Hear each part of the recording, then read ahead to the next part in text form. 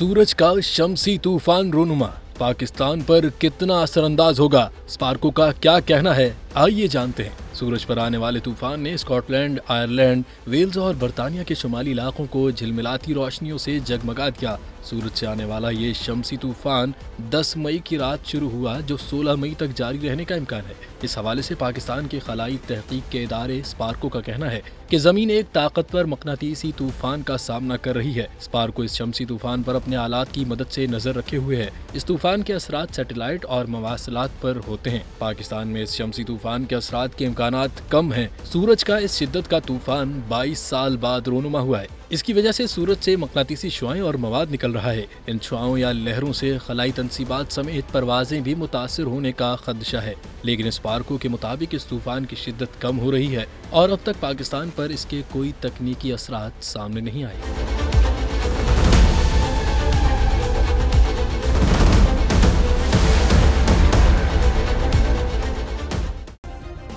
Subscribe करें और bell दबाएं ताकि कोई खबर रह न जाए।